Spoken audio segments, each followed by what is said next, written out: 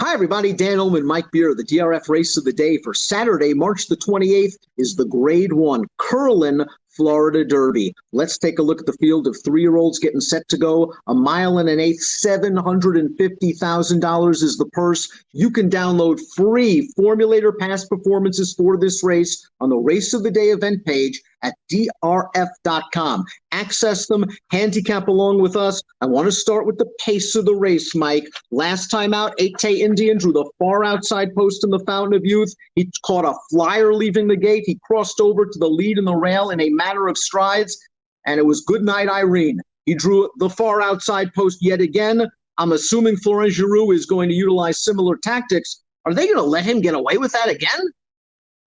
I don't know. This is, if nothing else, this is a tougher spot. I sort of looked at this, Dan, more like the Holy Bull 2 starts back for him, where he found himself on the lead only because Tiz the Law conceded it to him. And then he was no match when Tiz the Law came back to race him on the backstretch. He wasn't embarrassed by that horse, but he was no match for that horse. And I sort of looked at this race more like that one. Timeform US does have the 12 8Tay Indian on the lead, as we see from the pace projector. We're expecting a fast pace in here. The one as seen on TV, you would have to think, has to take advantage of this inside post position. We know he has good speed. He ran really well in the Mucho Macho Man 2 starts back. You and I might disagree on the way that race was run. I thought ground loss might have contributed to his defeat. He had to go 3 wide around a tiring pace setter at the exact moment chance it shot up the rail. They battled down to the wire, as seen on TV, got beat ahead. He had his chance last time out in the Fountain of Youth. He was tracking the pace, and 8Tay Indian ran away from him. I think he's a talented horse. I'm worried about the mile and an eighth. Yeah, me too. I don't know if I want this horse stretching out again. He ran fine in the Mucho Macho Man 2 back. I thought he had his shot at it. He actually had his head in front a couple of times deep in the stretch, but he just couldn't quite get there. He just didn't run well last time, and maybe the distance had nothing to do with it, but I didn't like the way he was finishing in there, and I just don't like that Fountain of Youth as a race overall. I'm going to try and fade those horses. Chivalry, the number 2, he might be part of the pace picture simply because he's stretching out with some sprint speed. Now, last time out, he was the beaten favorite at a short price in the Hutchison. Didn't break very well that day, sat 3 wide. He was hard ridden on the turn, and he just sort of was second, I think, on class alone, battling it out in between horses. He's run some nice races sprinting. He has a little bit of distance pedigree, but this is kind of a big ass, stretching out 3 furlongs, blinkers off against some really good 3-year-olds. Yeah, he's an okay sprinter. I, sort of understand why they might want to take a shot at a better race for 3-year-olds going longer, but he found a tough one here.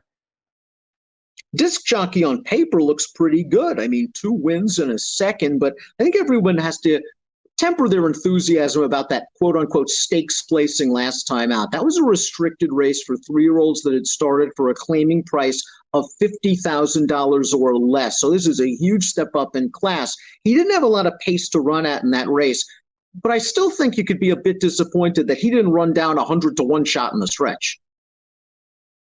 Yeah, pretty disappointed he didn't win that race. His figures look pretty good. They're certainly trending the right way. I don't know, Dan, maybe he improves again, but I want to see him do it. Soros is the number 4. This horse is cross-entered on Friday in an allowance race.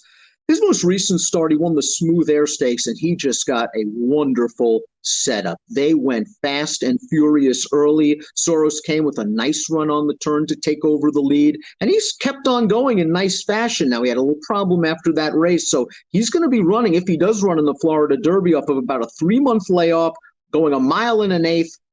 And again, these are much better horses. He's going to have to improve if he runs here. Oh, yeah. Listen, he's got some upside, but they should run him in the Friday race. I think Governor Morris has perhaps the most upside potential of any horse in this race. Governor Morris won his debut at Saratoga going 5.5. We were really taken by that race. I know he was odds on. It was a sloppy track, but he just tracked outside, took over when asked, and drew away. Breeders' Futurity, second lifetime start, far outside post. He faced a nice horse in Maxfield and gave a good effort. And we've seen in the past, Todd likes to run his 3-year-olds at Tampa Bay in these sort of entry-level optional claiming allowance races to kick off the campaign. And while that win was more workmanlike than anything else, he beat a pretty nice horse. Untitled came back to run second in the Gotham with an 87 buyer. Yeah, that's how I looked at it too. I mean, he's run well in all three of his races, as far as I can tell, and I liked his return at Tampa last time. He bobbled at the start of that race, which sort of left him out of position, but I liked that he kept after Untitled in that spot, and I really liked the way once he got by that horse, Dan, I liked the way he finished that race off. I think this horse is taking a step forward in this spot. Ajaweed, the number 6, he is a one-run closer that seems pace-dependent. In the Remsen 2 starts back, you could argue he was up against the track profile. You needed to be close. You needed to be inside. Shotsky basically went gate to wire in that race. Ajaweed came with a run. In the Sam F. Davis, let's be honest, he underperformed. He was just out-sprinted when they went very fast early. He couldn't keep up when Sole Volante made that mid-race bid to get into contention. He kind of just plodded along for third. That being said, he has that race under his belt now. It's his second start of the form cycle, and I just think the more distance, the better for him. Yeah, me too. Kieran was talking about shipping him for the Louisiana Derby last weekend to get even more distance for him, but they decided not to do that. I don't know, Dan. I don't want to give up on him totally yet. I really liked his maiden win. I thought he ran great in the Remsen. His other 3 starts are obviously not quite as good. He was bad last time. I think he's better than that. I'll try and throw him in there somewhere. Here's Tiz the Law, the number 7, probably the best 3-year-old on the East Coast right now, if not the entire country.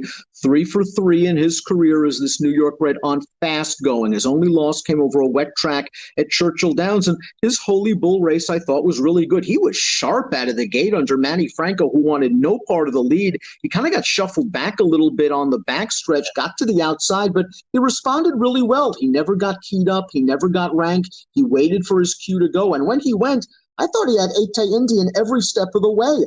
This is a horse that if he gets the mile and an eighth, is going to be very dangerous. I know he missed a little bit of time since that last race. He sprang his shoe, might have had a little foot problem, but he's been back on the work tab with some regularly strong works. He's obviously the horse to beat. Yeah, I mean, I don't have anything to add to that, really. I was, excuses or not, I was disappointed in his final race as a 2-year-old last year, but he rebounded the right way in the Holy Bull last time. As you mentioned, he had some early trouble in that race, which he managed to navigate. And he was just a lot better than 8-Tay Indian that day, 100 Beyer speed figure. He's got big talent, and he's the horse to beat in this race. Number 8, My First Grammy, is in tough. He is a maiden after 3 starts. Last time out, he made the pace going a 1-turn mile. And while the winner of that race, Extraordinary, might be pretty good, he didn't change leads in the stretch. He was no match in finishing second. Well, he's not making the lead in here. He's taking on much tougher horses. This is a major reach. Yeah, it's not like he landed in, a weak Derby prep race. He landed in a tough one, and he's not good enough to win this race. Independence Hall is good enough to win this race. He won his first 3 starts, including an explosive 101 Beyer performance in the Grade 3 Nashua second time out. Now, he tasted defeat for the first time in his most recent race, the Grade 3 Sam F. Davis. Some might argue there were mitigating circumstances. While he sat right off of the pace stool, he had to go very fast to sit behind those horses. He made the lead turning into the stretch, and Sole Volante, who certainly was helped by the pace and is a pretty good horse in his own right, just probably got the better trip and setup. Independence Hall ran well. Do you think he was compromised by the pace scenario, Mike? I think he was, but are you concerned a little bit about the extra distance? I mean, I just think that's the right way to look at his last race. He was able to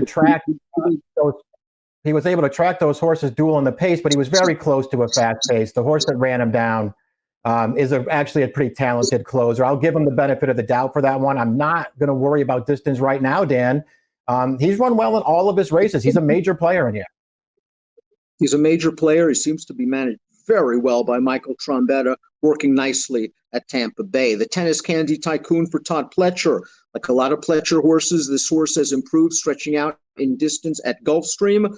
Nice win 2 starts back. Had a really easy trip on the lead in a race where they ran 1-2 around the track. And the Fountain of Youth, he just couldn't keep up when 8-Tay Indian pushed the button and left them all in the dust on the far turn. But he was game to finish second. He galloped out well. It just seems like the distance is good for him. I think he can take another step forward. I think he's going to need to take a big step forward to upset the apple cart. Agreed. I respect the fact that he's improved since they've gotten him out around 2 turns, but he's got to improve again. Sassy But Smart is the number 11. This is a horse who's taking a shot. They're going turf to dirt here. He ran into a nice horse in Vitology on the grass last time out. His one and only dirt race, really hard to actually judge. It was an off-the-turf 5-furlong race where he showed some good speed, and he was actually digging in pretty gamely to finish third. Tough post position. Not sure if this is his surface. Not sure if he's ready for the likes of the Tis the Laws, the Independence Hall, the Gouverneur Morrises of the world. Yeah, I just didn't see enough to get interested in him, but he's going to be a big price. And here's a Indian. No match for Tis the Law and the Holy Bull. Blasted out to the front in the Fountain of Youth, had them all off the bridle at the 5/16, and won despite drifting out a little bit at the end. Got to think Giroux's going to go. I think they're going to try to make him work a bit. The good news for fans of 8-Day Indian is he showed that explosive late kick in his career debut, so it's not impossible for him to sit off the pace. He's not a complete need-the-lead type. I think that's true, and maybe that's just the way to look at him, Dan. I think they're probably going to send anyway from post 12 and see what happens. He's a real nice horse. I'm just, I don't like that Fountain of Youth as a race overall, and I'm going to try and get other horses in there. Let's take a look at our top picks for the race of the day, the Curlin Florida Derby.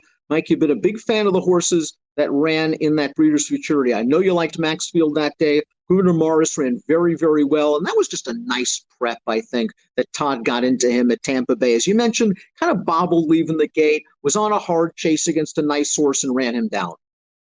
Yeah, I like the way he returned. And, we'll see what happens. Dan, I'm not way against Tis the Law, but I'm also not blown away by that horse. I think Gouverneur Morris has a lot of upside.